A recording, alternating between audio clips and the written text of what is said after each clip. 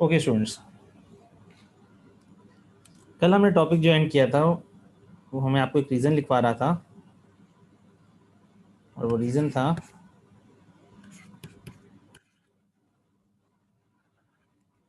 Evaporation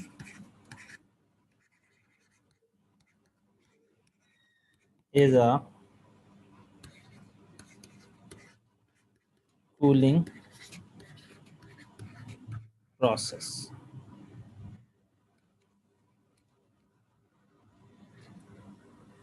evaporation का मैंने कल आपको रीज़न पूरा डिटेल में समझा दिया था। अब जो है आपसे इसका आंसर शेयर करूँगा। रीज़न तो मैं कल भी समझा चुका हूँ आप लोगों को कि किस तरह से इवेपोरेशन एक कूलिंग प्रोसेस है, क्योंकि सरफेस के मॉलिक्यूल प्रीवियस मॉलिक्यूल से हीट एब्जॉर्ब करके एस्केप करते हैं एटमॉस्फेयर में। अगर मैं आपको शो करूं,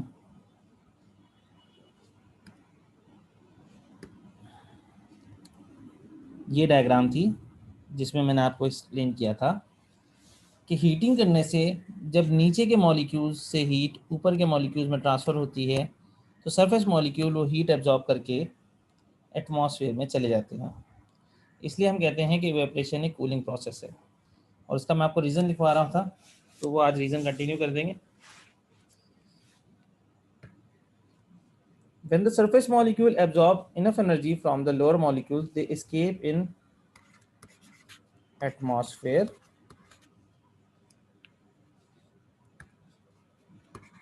by leaving the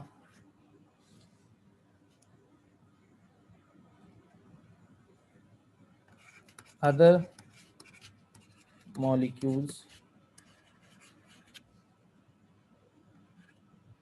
with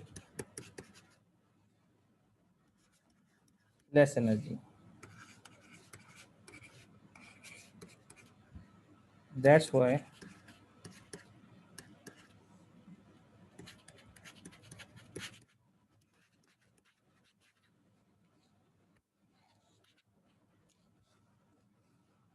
evaporation is a cooling process. ठीक है स्टूडेंट्स, तो इसके बाद हमारे पास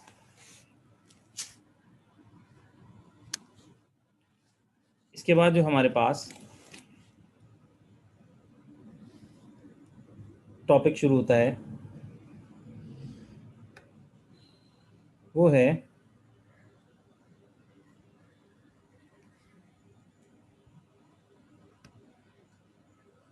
वेपर प्रेशर का। ये इसका आंसर जो है मैंने आपको उसी पेज में लिखवा दिया है।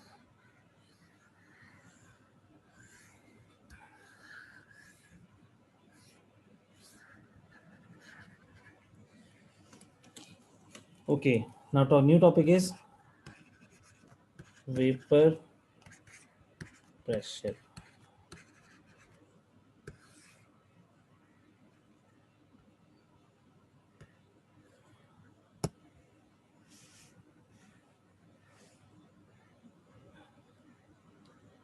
It is defined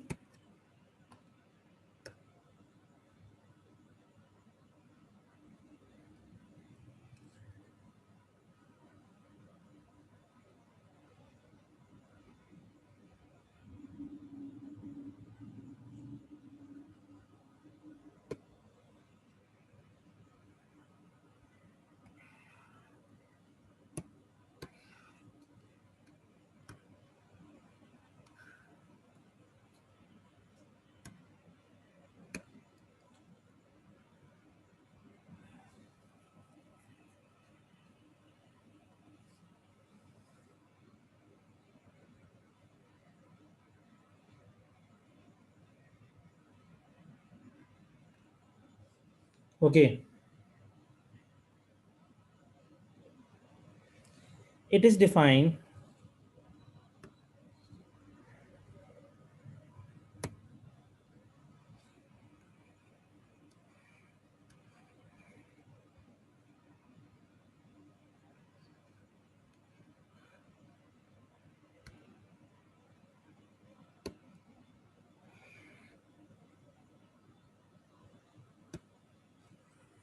vapour pressure से हम शुरू कर रहे हैं इसका topic.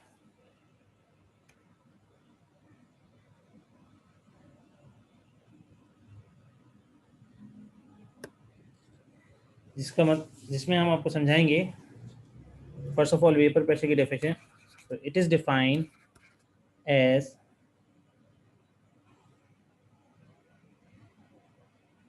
the pressure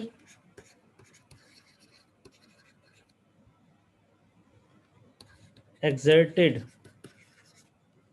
by the vapors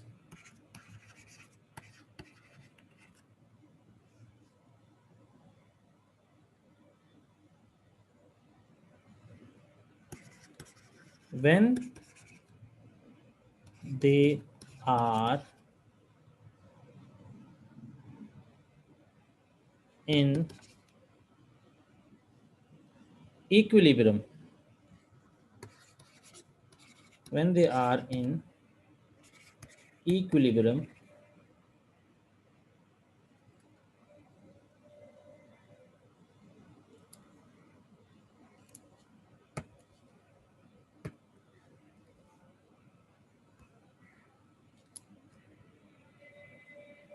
with the liquid phase.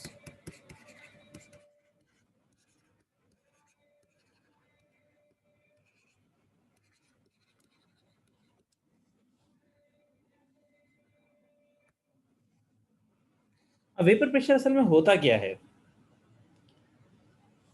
देखो, इसको इस तरह समझो कि हर लिक्विड के मॉलिक्यूल्स एटमॉस्फेयर की तरफ एक वेपर प्रेशर अप्लाई करते हैं।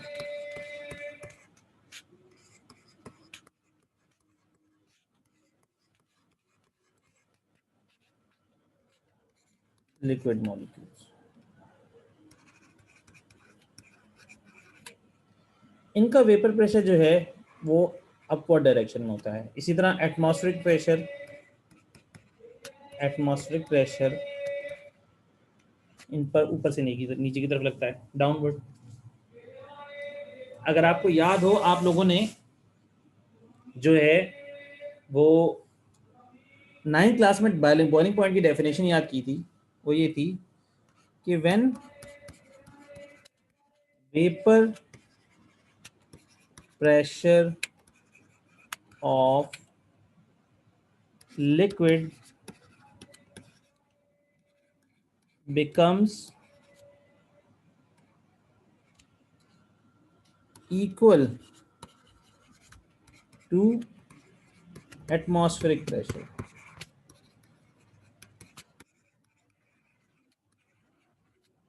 it is called boiling point।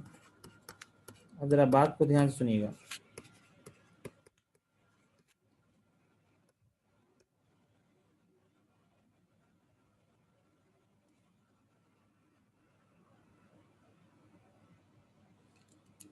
तो बताने का आपको मकसद ये है कि असल में होता ये है कि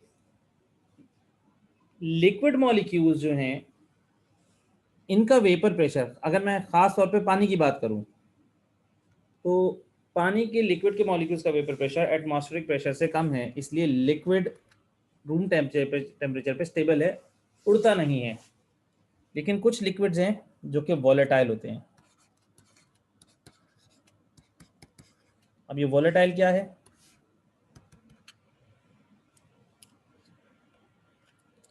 volatile those liquid having low boiling point evaporates easily at room temperature because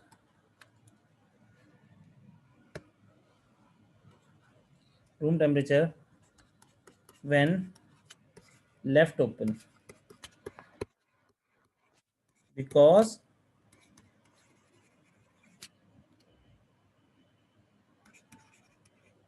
their vapor pressure is equal to atmospheric pressure. Atmospheric pressure. अब सुनिएगा बेटा, देखो बात असल में सारी ये है कि इसकी अगर मैं एग्जांपल आपको दूं, फॉर एग्जांपल कौन से जो हैं लिक्विड वॉलेटाइल होते हैं, जैसे कि पेट्रोल खुला छोड़ने छोड़ जाता है, थिनर, स्पिरिट एक्सेट्रा। ये सारे लिक्विड इसलिए उड़ जाते हैं क्योंकि इनका एक तो बॉइलिंग पॉइंट लो होता है और इनका वेपर प्रेशर एटमॉस्फेरिक प्रेशर के बराबर होता है। तो बेटा हमारे पास जो नॉर्मल लिक्विड है, जैसे कि वाटर अगर हमारे पास है, तो इसका वेपर प्रेशर, वो इस पानी का वेपर प्रेशर जो है वो कम होता है एटमॉस्फेरिक प्रेशर के मुकाबले में। तो होता इस तरह से है कि पानी इसलिए रूम टेम्परेचर पे स्टेबल है, उड़ता नहीं है खुला छोड़ने से। इवेपरेशन है लेकिन बहुत कम, बहुत स्लो। लेकिन वोलेटाइल लिक्विड खुला छोड़ने से उड़ जाते हैं। हाँ, लेकिन अगर हम वाटर लें और इसको, वाटर को हम हीट करें, वाटर को हम हीट करें, तो इसका vapour pressure, vapour pressure short form में लिख रहा हूं, विल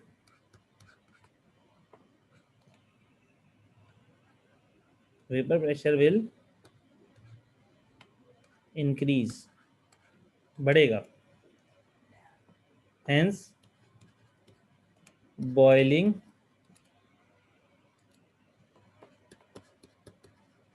अकर, क्योंकि असल में हीट देके हम वेपर प्रेशर एक तरह से बढ़ाते हैं। जब हम वेपर प्रेशर हीट देके बढ़ाते हैं तो वो बराबर हो जाता है एटमॉस्फेरिक प्रेशर के, और इसी को हम कहते हैं बॉइलिंग पॉइंट, जिसकी डेफिनेशन मैंने यहाँ ये लिख दी है। ओके स्टूडेंट्स, इसके साथ हमारा जो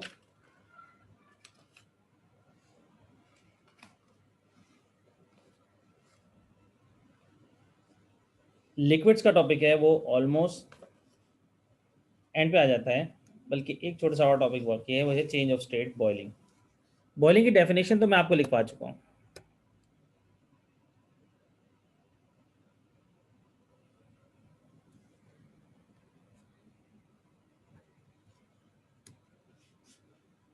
बॉइलिंग की डेफिनेशन मैं आपको समझा चुका हूँ, ठीक है। अब उसी के साथ चेंज ऑफ स्टेट पे आ जाते हैं। चेंज ऑफ स्टेट, इस वक्त हम बात कर रहे हैं बॉइलिंग की। बेटा मैं रिपीट नहीं करूँगा, लेकिन आपको वीडियोस यूट्यूब पे और जहाँ यूट्यूब और फेसबुक पेज जो आपका है उस पर अवेलेबल हो जाएंगी। नाउ चेंज ऑफ स्टेट और बॉइलिंग, इससे रिलेटेड रीज़न भी आता है कि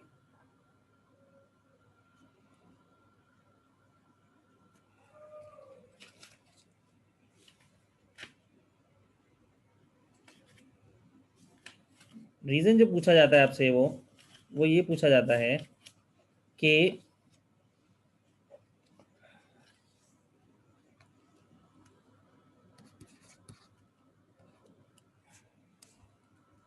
boiling point of liquid remains constant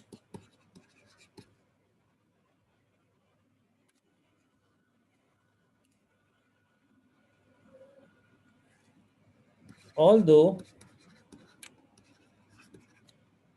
heat is continuously supplied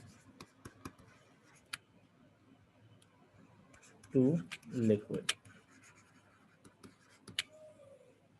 यानी कि बॉइलिंग पॉइंट जो है वो कंटिन्यूसली हीट मिलने के बावजूद भी बढ़ता नहीं है। उसकी क्या वजह है? अब जरा ध्यान से सुनिएगा।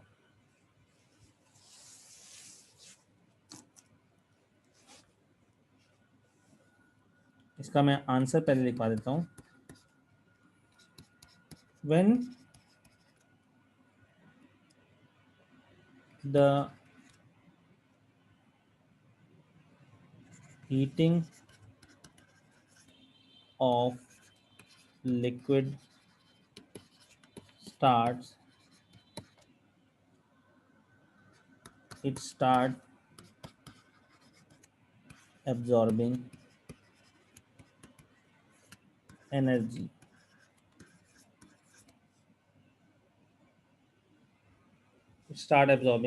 energy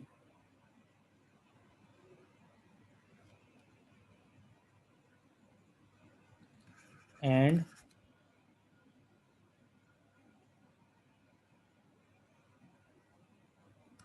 change in temperature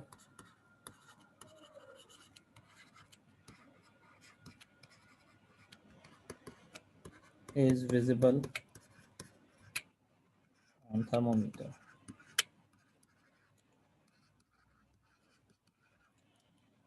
But at boiling point,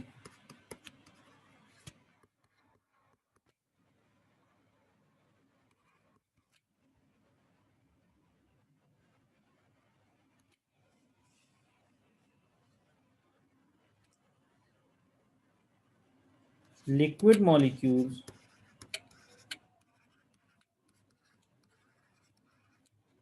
start converting into gaseous state. Start converting into gaseous state.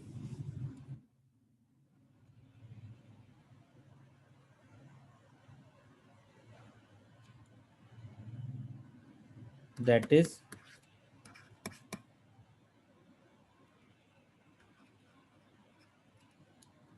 state change occur.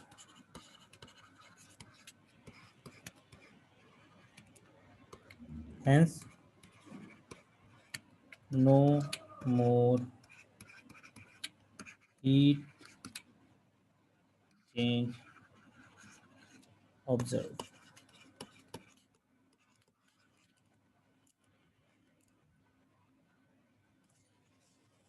Ji students, तो ये हो गया रीज़न। अब ज़रा इसको मैं समझा देता हूँ आपको। देखो, इसको समझाने के लिए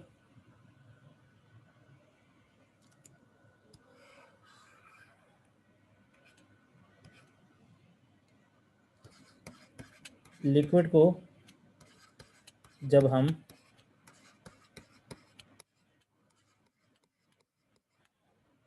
हीट प्रोवाइड करते हैं,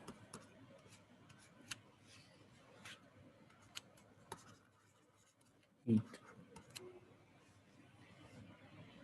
molecules absorb energy, molecules energy absorb करना शुरू करते हैं। नंबर 1। नंबर 2, वो पॉइंट जिस पे बॉइलिंग शुरू हो जाती है,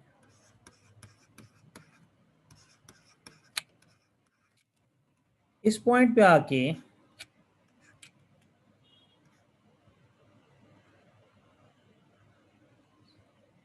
लिक्विड मॉलिक्यूल्स ब्रेक डाउन होना शुरू हो जाते हैं।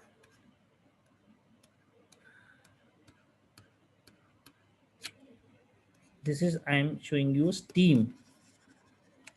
स्टीम क्या है? Gaseous form of water.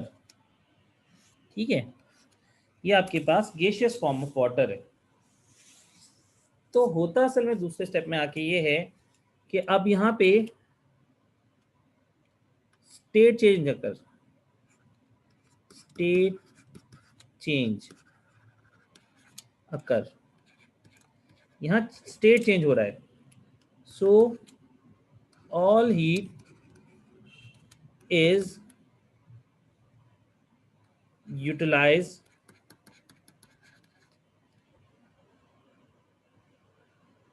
In changing state. यानी कि सारी की सारी हीट चेंजिंग ऑफ स्टेट में अप्लाई हो रही है, यूटिलाइज हो रही है. Hence no increase in temperature observe.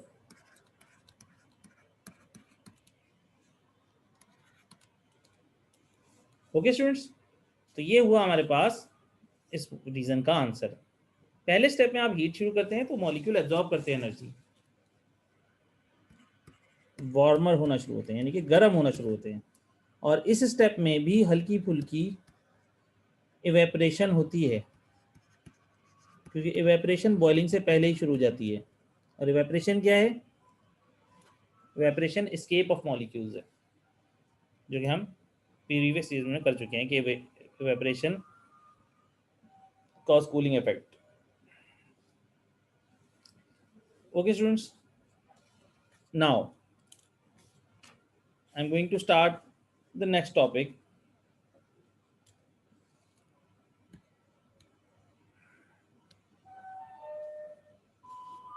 that is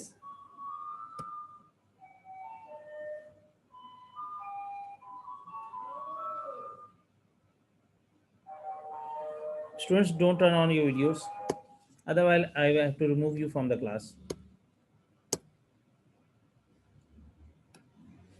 because I'm recording the lecture as well, na? Okay,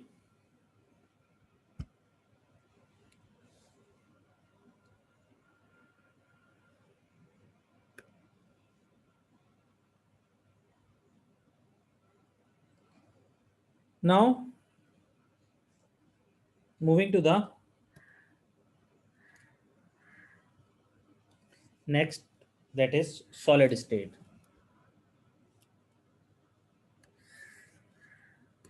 solid state थोड़ा सा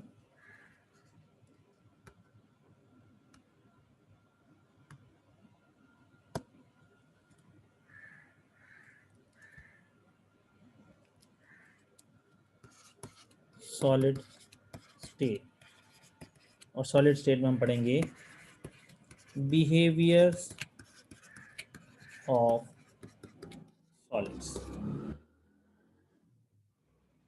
सबसे पहले आ जाते हैं, बात कर लेते हैं number 1, compressibility.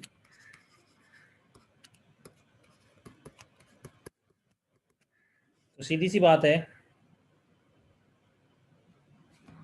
Solids are incompressible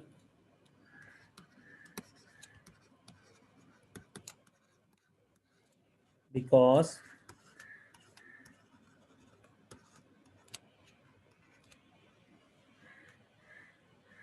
no intermolecular space. Solid incompressible है क्योंकि इनके दरमियान इंटरमोलिकुलर स्पेस ना होने के बराबर होता है, इसे सॉलिड्स को कॉम्प्रेस नहीं किया जा सकता. और अगर हम सॉलिड को ज़्यादा प्रेशर अप्लाई करें तो it deform.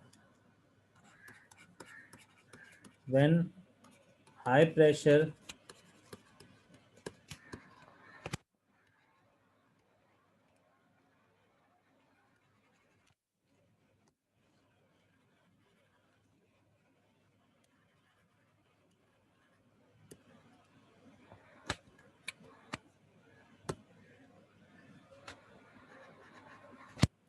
is applied,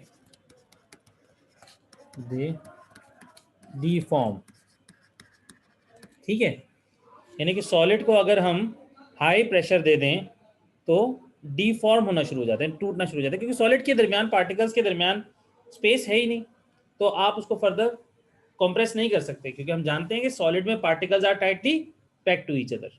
okay, अब आ जाते हैं नेक्स्ट पॉइंट पे, जो कि है diffusibility. Diffusibility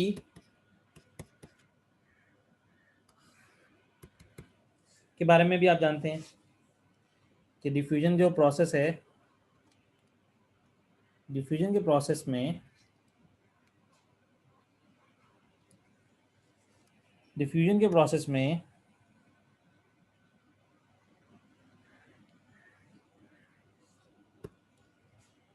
it is intermolecular space, space कह लो, गैप कह लो, खैर डिफ्यूजिबिलिटी, डिफ्यूजिबिलिटी के बारे में मैं आपको पहले ही बता चुका हूं।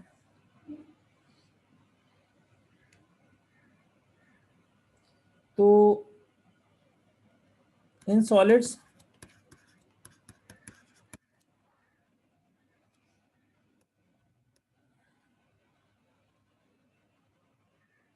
डिफ्यूजन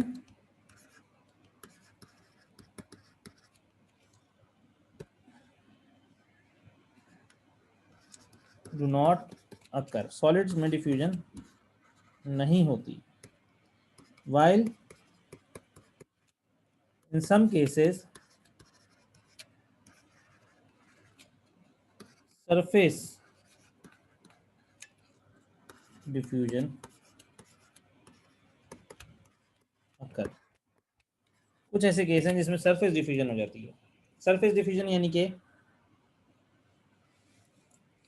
इसकी आसान सी एग्जांपल से आपको समझ में आ जाएगा। when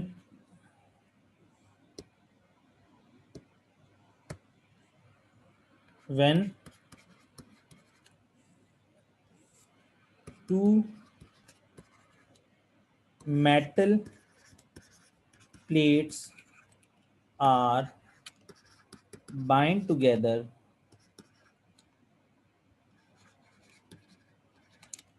for a long time, that is iron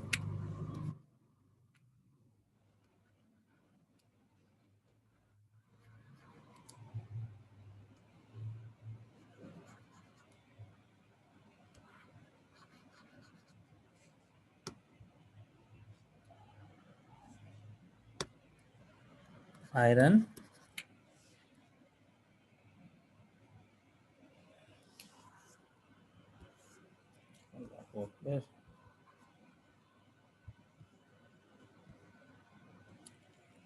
and copper,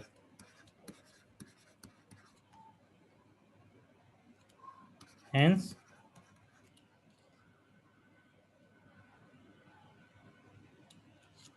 surface diffusion occur। यानी कि अगर हम दो मेटल प्लेट्स को आपस में जोड़ दें तो उनकी सरफेसिस पे डिफ्यूजन अकर हो जाती है, यानी कि कॉपर जो है वो आयरन के मेटल प्लेट के ऊपर स्टिक कर जाएगा, लेकिन अगर आप उसको रिमूव करेंगे तो रिमूव हो जाएगा, जैसे कि हम इलेक्ट्रोप्लेटिंग में करते हैं, थोड़ा सा फ़र्क आ जाता है। लेकिन ये भी अगर हम 6-7 महीने के लिए दो प्लेट्स को एक साथ मिला कर रखें तब है, यानी कि डिफ्यूजन ना होने के बराबर है सॉलिड्स के अंदर। ठीक है, उसके बाद नेक्स्ट टॉपिक जो हमारा है वो है melting.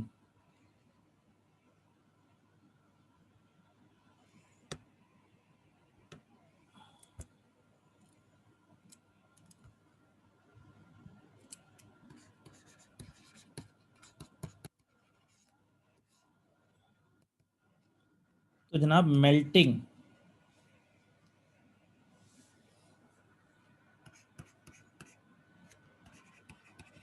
when the solid on heating start converting into liquid state, इसको हम कहते हैं मेल्टिंग पॉइंट या melting. According to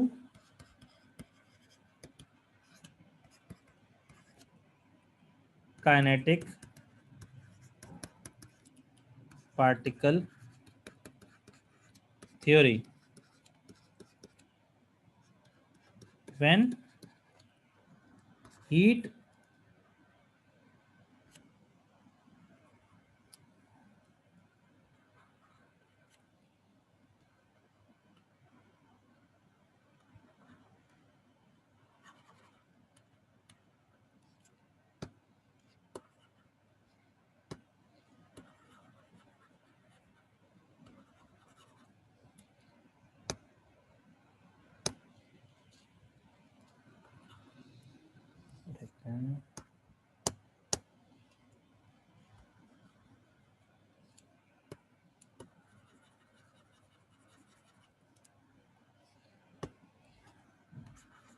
heat is heat absorbed by particles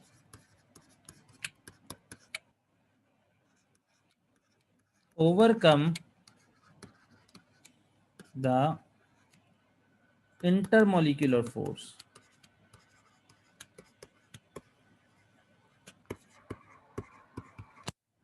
state change occur। अब आपको डायग्राम के जरिए समझाते हैं। देखिए, अब जैसे मेरे पास एक सॉलिड है, क्या पहचान की सॉलिड की? पार्टिकल्स हम टाइटली पैक दिखाते हैं। अब हम जैसे ही हीट देना शुरू करेंगे तो ये सॉलिड के दरमियान की जो फोर्सेस हैं वो वीक होना शुरू हो जाएंगी। कौन सी फोर्सेस? इसको और इलाज करके समझाऊं। ये दो पार्टिकल्स के दरमियान ये वाली फोर्सेस कहलाएंगी इंटर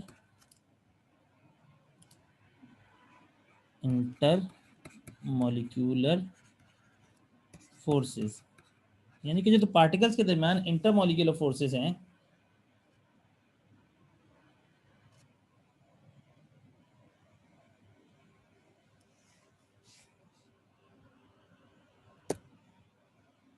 इंटरमॉलिक्यूलर फोर्सेस हैं,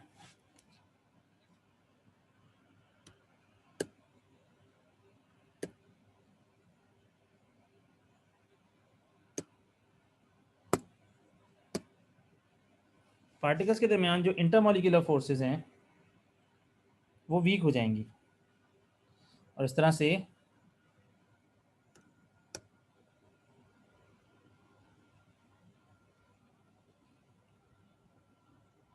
नाउ इट इज शोन। तो इस तरह से होगा ये कि अब पार्टिकल्स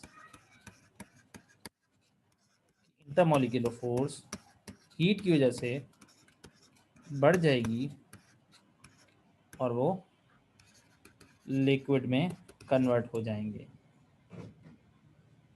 ठीक है, तो इस तरह से हम कहते हैं कि दिस इज कॉल्ड मेल्टिंग, क्योंकि इंटरमॉलिक्यूलर फोर्स ओवरकम हो जाती हैं बाय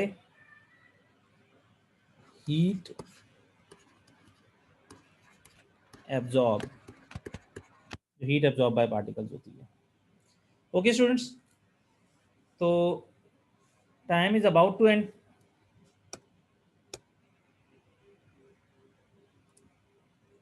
बेटा आप लोगों को वीडियो मिल जाएगी, आप वहां पे देख लीजिएगा। Okay, now time is about to and.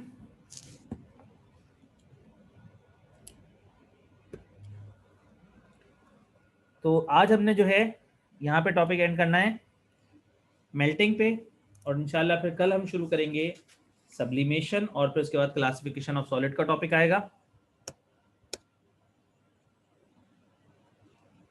अब आप लोग ये करें कि दोबारा से वीडियो को ग्रुप पे जो अपलोड होगी वहाँ देखें, कोई चीज़ अगर रहती हो तो उसको आप दोबारा से रिकॉल करें और अपने रजिस्टर्स प्रॉपर्ली मेंटेन करें।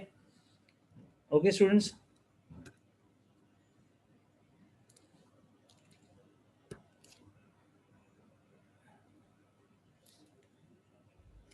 इस तरह से हमारे पास आज का टॉपिक जो है वो एंड होता है।